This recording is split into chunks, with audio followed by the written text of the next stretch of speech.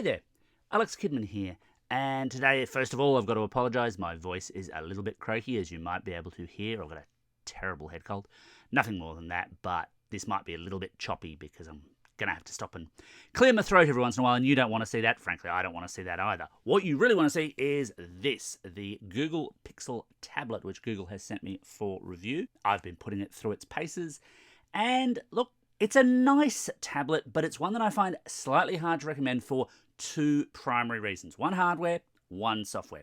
Let's get into it. So, in design terms, Google's gone fairly basic. I mean, there's not so much that you can do with a tablet of this size. It's mostly a screen at the front, of course, and it just basically got the camera at the back, two different color choices. Thankfully, they did not opt to go for the full pixel, camera bar thing at the back here, because I think that would look really, really ugly at this kind of scale. But look, the design of the tablet itself is perfectly reasonable. It has volume and power and fingerprint sensor button up the top here. Those work quite well. My only little caveat here, and this is a tiny niggle, is that on the base, it has these little rubberized feet.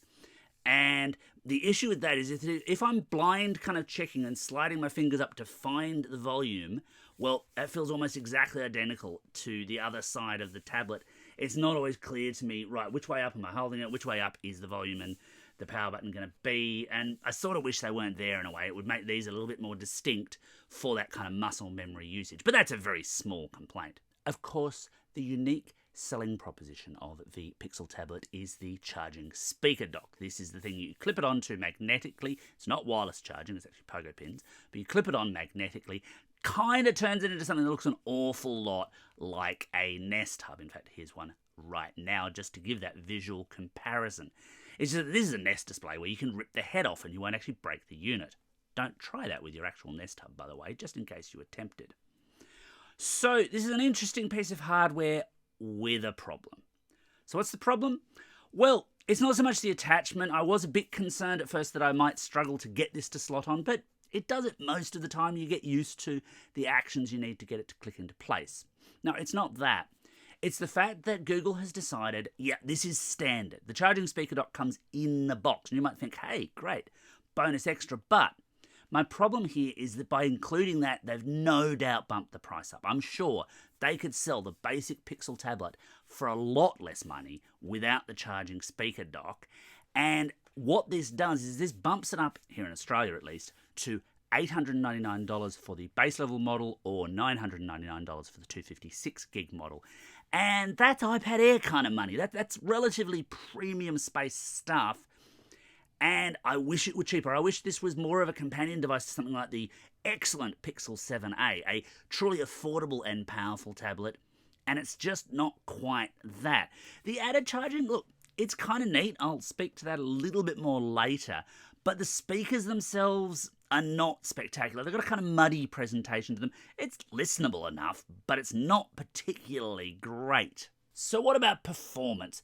Well, as you probably know, the Pixel tablet runs on one of Google's own Tensor processors. In this case, it's the Tensor G2. It's the same thing that you'll find in the Pixel 7 Pro or the Pixel 7a, for example. Right at launch, benchmark numbers are a little bit tough to come by, and I find this often with Google stuff. Their standard benchmarks tend to not be available or said to be not compatible before the device is launched. I don't know if this is deliberate strategy on Google's part or just a developer thing, but the reality here is I sort of don't need the benchmarks because it's the Tensor G2, because I've used the Pixel 7 Pro so much and the 7a, and those are both great phones, really nice and powerful. Yeah, this is really nice and powerful.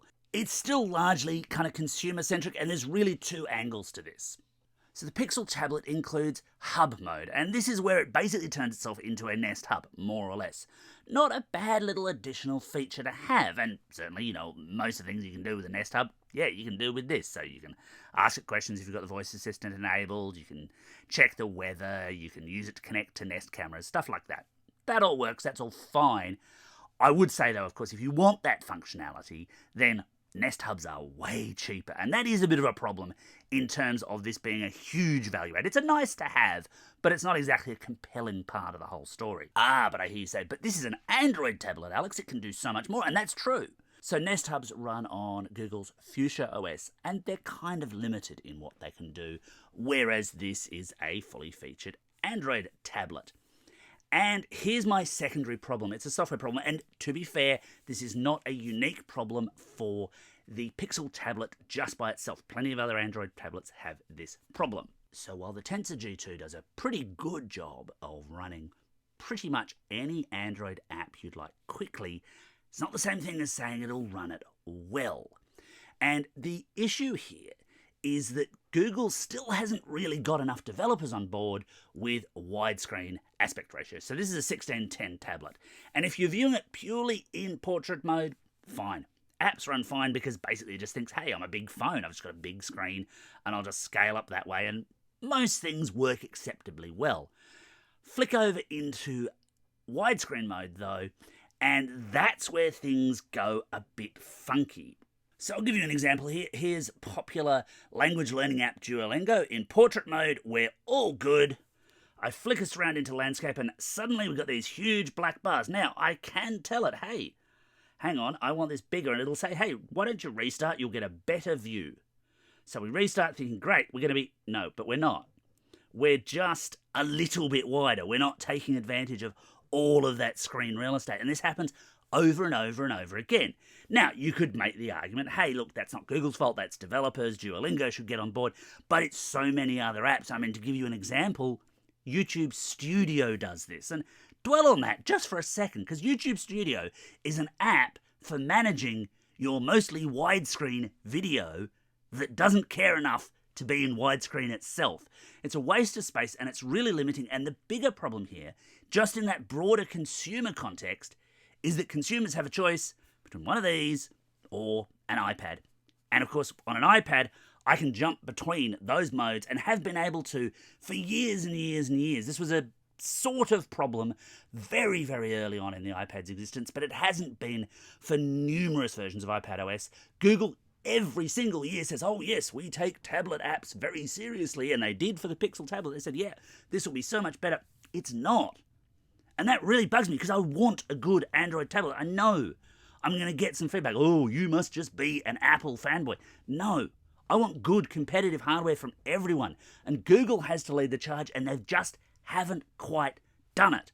It doesn't mean the apps don't run. It does mean they don't run as well as they should. So what about the battery? Well, the sealed 27 watt-hour battery in the Pixel tablet is good for what Google says is up to 12 hours of video streaming. Up to figures are always a bit rubbery. My own testing suggests you'll probably see more like 9 to 10 hours. And given Google wants to position this as an in-home device, their whole contention is, people use tablets in their homes, then maybe that's not so much of a drama, because you can always just drop it back onto that charging hub. So you're sorted for charging, right? Well, no, not entirely. So there's two problems here. One I think is bigger than the other. Now, I've got to give credit to Lee Stark from Picker here, because he pointed this out to me, and it had escaped my attention. I think it'll escape the attention of quite a few reviewers, actually. But the charging dock doesn't always fully charge the tablet. It tends to punch it to about 80 or 90%. Now, I don't know for sure, I suspect that's deliberate. I think what Google is doing here is saying, hey, this thing's going to live in your home. You want the battery to last for years and years and years. If we don't charge it to full, we get that bit more long-term endurance out of the battery. Maybe, as long as the thermal management is reasonable.